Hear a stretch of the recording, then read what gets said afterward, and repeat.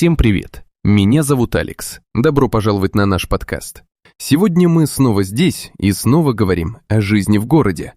А меня зовут Елена. И да, сегодня тема ближе к телу. Ха-ха, в прямом смысле. Мы поговорим про велосипеды и самокаты. В прошлый раз мы обсуждали погоду, помнишь? Ты рассказывала, что моментально сгораешь на солнце, а я говорил, что самое лучшее место по такой жаре – это горы. Конечно, помню. И, кстати, сегодняшняя тема немного связана с той. Погода ведь напрямую влияет на то, поедешь ты на самокате или нет.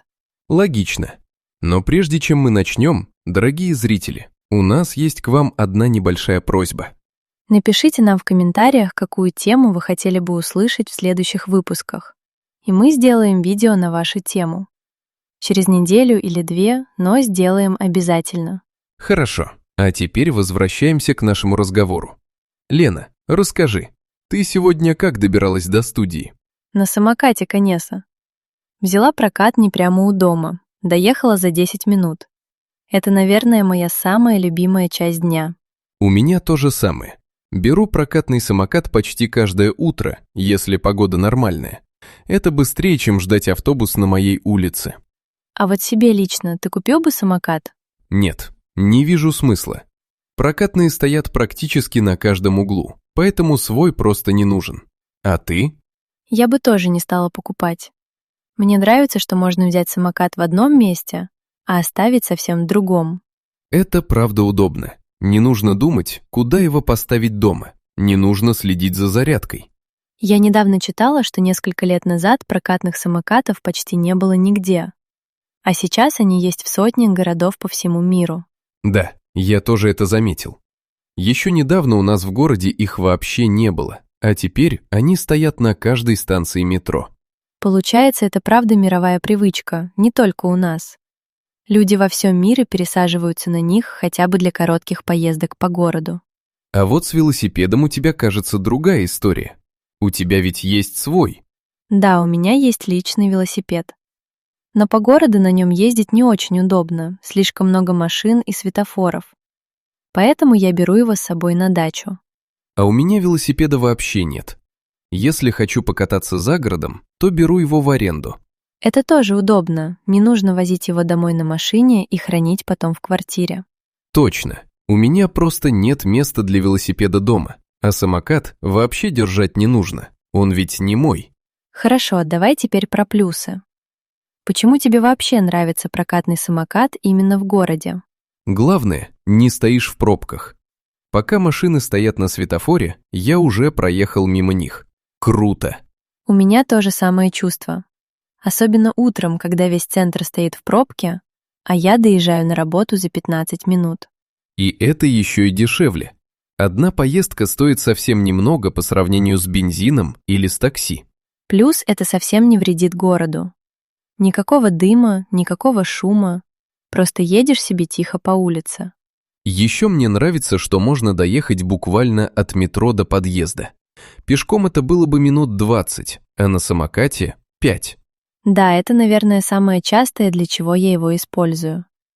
Последний кусок пути, когда пешком долго, а на машине уже бессмысленно. Я где-то читал пример про Нью-Йорк, кстати. Там прокатными велосипедами в прошлом году воспользовались больше 45 миллионов раз. Ого, серьезная цифра. Значит, это не просто мода, а реальный спрос у людей в больших городах. И я думаю, у нас тоже так будет через несколько лет. Просто чуть позже, чем в таких больших городах. А еще самокат хорош тем, что можно легко объехать любую стройку или ремонт дороги. На машине там просто не проедешь. Да, точно.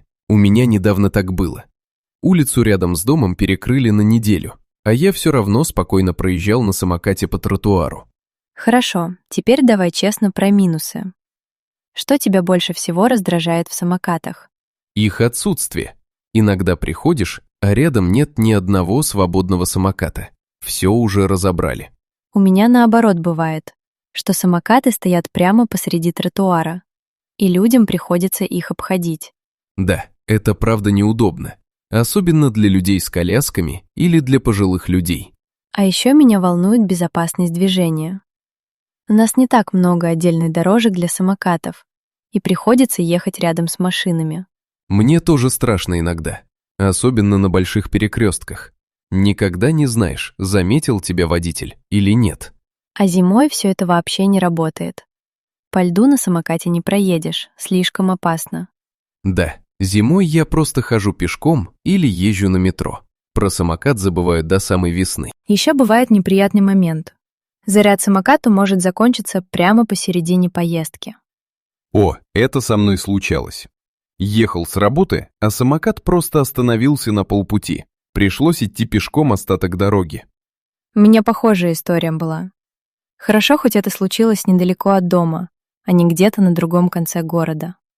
Еще в некоторых местах города скорость самоката специально ограничена, например, рядом с парком или со школой. Да, я это заметила. Едешь себе спокойно, и вдруг самокат сам начинает ехать медленнее, без причины. Это как раз и есть причина. Зона с ограничением. Обычно там просто много пешеходов и детей, поэтому так безопаснее для всех. А как у тебя с правилами? Знаешь точно, где можно ехать на самокате, а где нельзя? Честно, не всегда. Знаю, что по тротуару вроде можно, но нужно ехать медленно и не мешать людям.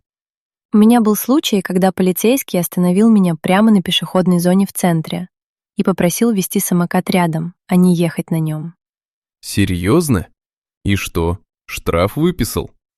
Нет, просто предупредил. Но я слышала, что за такое действительно можно получить штраф, если это не первый случай. У меня друг один раз получил штраф за то, что ехал вдвоем с человеком на одном самокате. Да, это вообще частая ошибка, особенно у молодежи.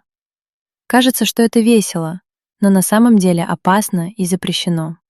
Согласен, самокат просто не рассчитан на двух человек, теряется равновесие и труднее тормозить. Кстати, о метро. Как ты вообще выбираешь, на чем ехать? Самокат, метро или машина? Если недалеко, беру самокат. Если далеко или плохая погода, тогда метро. Это надежнее в любую погоду. А машину когда используешь? Только если нужно везти что-то тяжелое. Или еду не один, а с семьей. У меня похожая система. Машину беру редко, в основном для больших покупок или для поездки за город. А велосипед в эту систему вообще не входит? Нет, велосипед у меня отдельно, только для отдыха за городом. Для города он мне просто не подходит. А что делаешь, если погода резко портится прямо во время поездки на самокате? Если дождь начался внезапно, обычно просто оставляю самокат у ближайшей станции метро и еду дальше под землей. У меня также. Один раз дождь начался прямо посреди дороги. Я успел доехать до ближайшего торгового центра и переждал там минут 20. Хороший план, кстати. Лучше немного задержаться, чем ехать по мокрой дороге и рисковать здоровьем. Хорошо, а теперь дай свое мнение. Если кто-то из зрителей никогда не пробовал прокатный самокат, что бы ты им посоветовала? Я бы посоветовала сначала попробовать в спокойном районе, без машин. Так проще привыкнуть к скорости и к торможению. Хороший совет. А я бы добавил, всегда смотри по сторонам на перекрестках, даже если кажется, что дорога свободна. И, наверное, не стоит ехать на самокате в дождь или на льду, даже если очень хочется добраться быстрее. Согласен. Лучше приехать на 5 минут позже на метро, чем упасть на скользкой дороге. И еще один момент. Перед поездкой проверяй заряд самоката, чтобы не остаться посреди пути, как у нас обоих уже было. Да, это правда полезный совет из личного опыта, а не просто общие слова.